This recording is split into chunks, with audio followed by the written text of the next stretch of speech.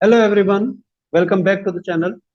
Business study का एक बहुत ही इंपॉर्टेंट चैप्टर कंज्यूमर प्रोटेक्शन है। इसके बहुत ही अच्छे 15 एमसीक्यूज हम आपके लिए लाए हैं, जिससे पूरा चैप्टर आपका कवर हो जाएगा। आइए स्टार्ट करते हैं। New consumer protection act 2019 was ratified on.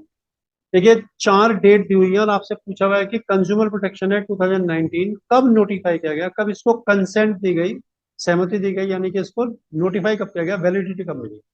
तो 4 डेट हैं: 5 अगस्त 2019, 7 अगस्त 2019, 9 अगस्त 2019 या फिर 15 अगस्त 2019। इसका आंसर आएगा 9 अगस्त 2019, यानी कि सी। देखिए, 9 अगस्त 2019 में इसको रेटिफाई किया गया, यानी कि इसको वैलिडिटी दी गई। हालांकि ये 20 जुलाई 2020 में, यानी कि जुलाई 2020 में इसको इफेक्टिव किया गया। नेक्स्ट है, एक्स ने एक कार खरीदी 1 करोड़ 20 लाख रुपए की। खरीदने के 3 महीने बाद इसमें कुछ डिफेक्ट आ गया और वो सर्विस सेंटर गया कई बार, जहां पर उसके डिफेक्ट को रेक्टिफाई नहीं किया गया। तो उसने डिसाइड किया है कि वो कंप्लेंट फाइल करेगा इनके अगेंस्ट, कंपनी के अगेंस्ट। तो आपको बताना है कि वो कहाँ पर कंप्लेंट फाइल करे।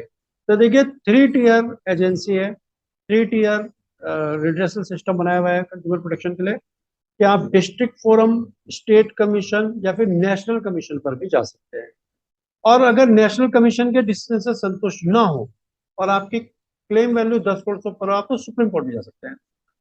तो यहाँ जो पूछा गया है कि कहाँ जा सकता है, तो देखिए, डिस्ट्रिक्ट कमीशन की लिमिट होती है 1 करोड़ तक। 1 करोड़ से नीचे का अगर केस है आप डिस्ट्रिक्ट फोरम में जाइए, लेकिन 1 करोड़ से ऊपर है और 10 करोड़ तक है तो फिर आपको स्टेट कमीशन में जाना पड़ेगा। तो इसका मतलब इसको, इस बंदे को स्टेट कमीशन में अपना केस फाइल करना होगा, क्योंकि क्लेम वैल्यू 1 करोड़ 20 लाख से ऊपर है।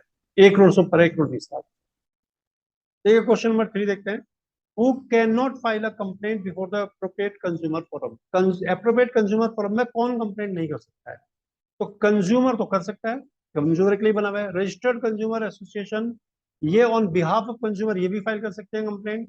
सेलर नहीं कर सकता।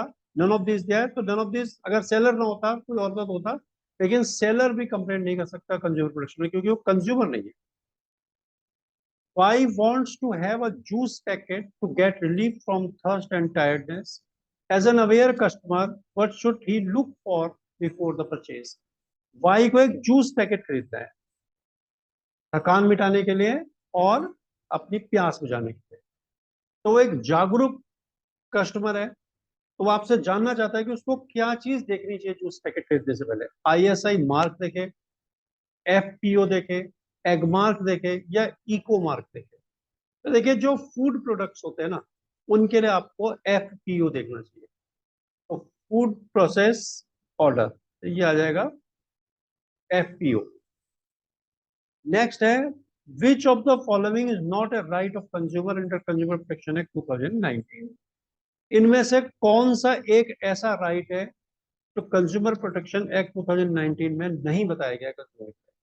राइट टू सेफ्टी तो बताया गया है, राइट टू बी इन्फॉर्म ये भी है, राइट टू बी एश्योर्ड ये भी है, राइट टू मिसयूज ये नहीं। ऐसा नहीं कि कंज्यूमर इस एक्ट को मिसयूज करे और जबरदस्ती केस फाइल कर दे, ये नहीं है। नेक्स्ट है, consumer has right to present before the appropriate forum और authorities all those matter which affect his interest, it is termed as right to be. देखिए, कंज्यूमर अगर उसको कोई परेशानी है तो अपने इंटरेस्ट को प्रोटेक्ट करने के लिए केस कर सकता है, ठीक है, अप्रोप्रिएट अथॉरिटी पर जाकर के केस फाइल कर सकता है। तो ये उसका कौन सा राइट हुआ? राइट टू बी हर्ड या इन्फॉर्म या सेफ्टी या एजुकेशन? ये राइट टू बी हर्ड, उसको अधिकार है कि वो अपने इंटरेस्ट को प्रोटेक्ट करने के लिए कंज्यूमर फोरम में जा सकता है। ठीक है, नेक्स्ट।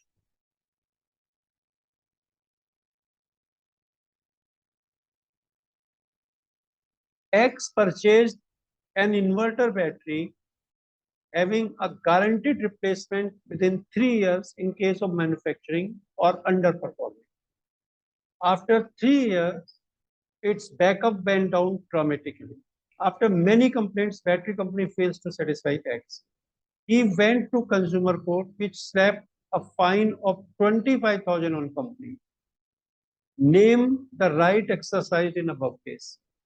देखिए, एक्स ने इन्वर्टर बैटरी खरीदी जिसमें 3 साल की रिप्लेसमेंट गारंटी दी गई कि अगर बैटरी मेल फंक्शन करेगी, यानी कि अंडर परफॉर्म करेगी या मेल फंक्शन करेगी, मेल फंक्शन मतलब कि सही से नहीं चला पा रही इन्वर्टर को, या फिर अंडर परफॉर्मिंग मतलब है कि अगर 8 घंटे का बैकअप आना चाहिए तो 3-4 घंटे का आ रहा है, तो ऐसा अगर होगा तो कंपनी रिप्लेस करके देगी 3 साल के अंदर, अगर 3 साल के अंदर ऐसा होगा।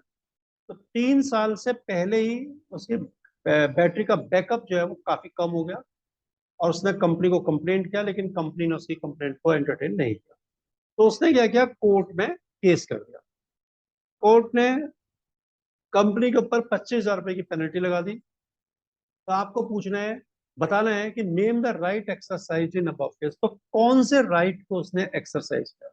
Right to satisfy, sorry, right to safety, right to seek redressal, right to choose, right to be heard. तो कौन सा राइट उसने यूज किया? तो राइट टू सीक रिट्रेसल, यानी कि उसको अपनी चीज अगर अंडर परफॉर्म कर रही है या गलत सही काम नहीं कर पा रही है, तो उसको रिप्लेस करवाने का या ठीक करवाने का पूरा हक है। नेक्स्ट है consumer protection act 2019 as replaced consumer protection act. देखिए, कंज्यूमर प्रोटेक्शन एक्ट 2019 ने किस एक्ट को रिप्लेस किया? Consumer protection act 2019, 84, 85, 86, 87। तो इससे पहले जो एक्ट था उसी को रिप्लेस किया। तो इससे पहले एक्ट था कंज्यूमर प्रोटेक्शन एक्ट 1986। इस एक्ट को 2019 के एक्ट ने रिप्लेस किया।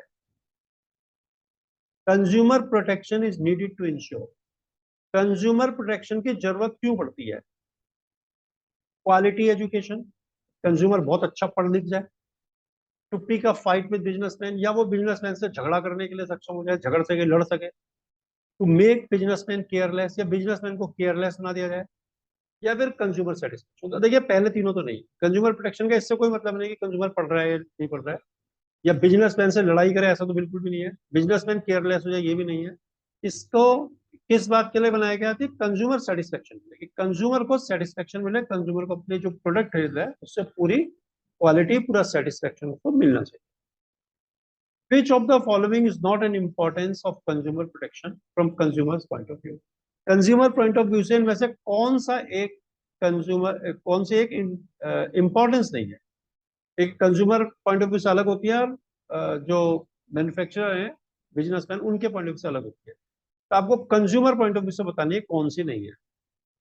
Consumer ignorance, unorganise consumer, social responsibility, none of these. तो इसमें से कौन सा होगा? सोशल रिस्पॉन्सिबिलिटी जो है ये बिजनेसमैन के लिए है, कंज्यूमर के लिए नहीं। नेक्स्ट है under consumer protection spurious goods means. देखिए, कंज्यूमर प्रोटेक्शन में स्पूरियस गुड्स का मतलब क्या है? तो आपको 4 ऑप्शन दिए गए हैं। पहला है बैड क्वालिटी गुड्स, दूसरा गुड क्वालिटी गुड्स, तीसरा goods falsely claim to be genuine, या नन ऑफ दिस। तो देखिए, बैड क्वालिटी गुड और गुड क्वालिटी गुड नहीं है, ये तो आप देख करके पहचान सकते हैं गुड्स अच्छी है खराब है। लेकिन goods falsely claim to be genuine, यानी कि जो गुड खराब है और उसको आप अच्छी गुड बता करके बेच रहे हैं, यानी कि धोखाधड़ी कर रहे हैं, तो उस चीज के लिए बोलते हैं कि स्पूरियस गुड्स। वो स्पूरियस गुड्स होते हैं जो चीज जिस क्वालिटी की नहीं है उसको उसका बता के बेचाएगा कि बहुत अच्छी है, ऐसा झूठ बोल के फॉल्स क्लेम करना कि ये चीज अच्छी है, उसको बोलते हैं spurious goods. Who can file A complaint in national commission? National commission में कंप्लेंट कौन फाइल कर सकता है? तो देखिए, नेशनल कमीशन में जाने के लिए आपको इसमें 4 इसमें ऑप्शन बताया गया, उसमें से पहले चुनना है, फिर आपको समझाएंगे क्या है। A person not satisfied with the decision of district forum, या फिर person not satisfied with the decision of state commission, person whose claim value exceed rupees 10 crore, both B and C. तो देखिए, 3 टेयर मशीनरी है। फर्स्ट, सबसे पहले आता है district forum, 1 crore तक के क्लेम आप डिस्ट्रिक्ट फोरम में डाल सकते हैं। दूसरा आता है स्टेट कमीशन, जहां पर आप 1 करोड़ से ज्यादा, लेकिन 10 करोड़ तक का होना चाहिए, 10 करोड़ से नीचे वो उससे ज्यादा डाल सकते हैं। और अगर 10 करोड़ से भी ऊपर का है तो फिर आपको जाना पड़ेगा नेशनल कमीशन, ठीक है। तो यहाँ पर पूछा है कि कौन जा सकता है। अच्छा एक और, ये तो हो गई वैल्यू के हिसाब से। उसके अलावा अगर आप डिस्ट्रिक्ट फोरम में केस हार जाते हैं तो आप जा सकते हैं स्टेट कमीशन में। स्टेट कमीशन में हार गए तो जा सकते हैं आप नेशनल कमीशन में। तो इसमें sorry, a person not satisfied with the decision of state commission के डिसीजन से आप सेटिस्फाइड नहीं हो तब भी जा सकते हैं। और आपकी क्लेम वैल्यू 10 करोड़ से ज्यादा तो डायरेक्ट जाना पड़ेगा। तो इसका आंसर डी होगा, both B and C. A person not satisfied with the decision of state commission, अगर कोई पर्सन स्टेट कमीशन के डिसीजन से सेटिस्फाइड ना हो तो he can file complaint to the national commission within 10 days of passing of order against him. अगर कोई व्यक्ति डिस्ट्रिक्ट स्टेट कमीशन के डिसीजन से सेटिस्फाइड नहीं है तो वो नेशनल कमीशन में कितने दिन के अंदर जा सकता है ऑर्डर पास होने के बाद। उसके अगेंस्ट ऑर्डर आ गया, उसके कितने दिन बाद जा सकता है? 25 days, 30 days, 40 days, 45 days। तो देखिए 30 days इसका आंसर है। पहले सभी में 30 दिन था कि डिस्ट्रिक्ट फोरम में भी 30, अगर डिसीजन से सेटिस्फाइड तो स्टेट में जाने के लिए, स्टेट में भी 30, नेशनल कमीशन के डिसीजन में भी सेटिस्फाइड हुई तो 30 दिन के अंदर सुप्रीम कोर्ट में जा सकता है अगर क्लेम वैल्यू 10 करोड़ से ज्यादा है। लेकिन अब जो डिस्ट्रिक्ट फोरम का केस है उसमें 45 days है कि अगर वहां आप सेटिस्फाइड नहीं तो 45 दिन के अंदर जाए। लेकिन स्टेट और नेशनल कमीशन के लिए 30 दिन। X purchased an AC from a dealer who told him for timely maintenance of AC, otherwise it will malfunction. X asked whether there are any serious implications of malfunctioning. Identify the responsibility of consumer being highlighted here. X ने AC खरीदा तो AC के dealer ने उससे पूछा, उसको बताया कि आप AC की प्रॉपर मेंटेनेंस करते रहना या करवाते रहना हमसे टाइमली, तो नहीं तो ये फिर मेल फंक्शन करेगा, यानी कि सही ढंग से काम नहीं करता।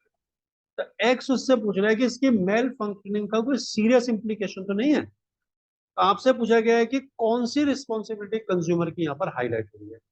B honest in dealing, respect environment, learn about the risk associated with product and services, buy only state ratio. तो देखिए सी वाला यहाँ पर ठीक है, learn about risk associated with products and services. आपको जो प्रोडक्ट खरीद रहे हैं या जो सर्विस आप लेना उसमें उससे जुड़े हुए रिस्क को आपको जान लेना चाहिए, उसका पूरा अधिकार है, आप उसको मालूम करें और उसकी नॉलेज आपको होनी चाहिए। देखिए लास्ट क्वेश्चन है, Yash went to a dealer of cooler and asked him about his water tank capacity, power consumption per hour, air circulation area, identify the right of consumer was being used by him. देखिए यश ने cooler खरीदा, खरीदने के लिए dealer के पास गया और वहां उसने जाके पूछा कि इसकी वाटर टैंक कैपेसिटी कितना है, यानी कि कितना पानी इसके टैंक में डाल सकते हैं, 25 लीटर, 50 लीटर से। और पावर कंजप्शन पर आवर क्या, 1 घंटे में कितनी पावर खर्च करेगा। एयर सर्कुलेशन एरिया, कितनी दूर तक इसकी हवा जाएगी, क्या इसका एरिया होगा एयर सर्कुलेशन का। तो बताइए इसमें पूछा गया कि identify the right of consumer was being used by him. कौन सा कंज्यूमर राइट से यूज किया? Right to be heard, right to information, right to education, right to be assured. तो इसमें आंसर आएगा बी, राइट टू इंफॉर्मेशन।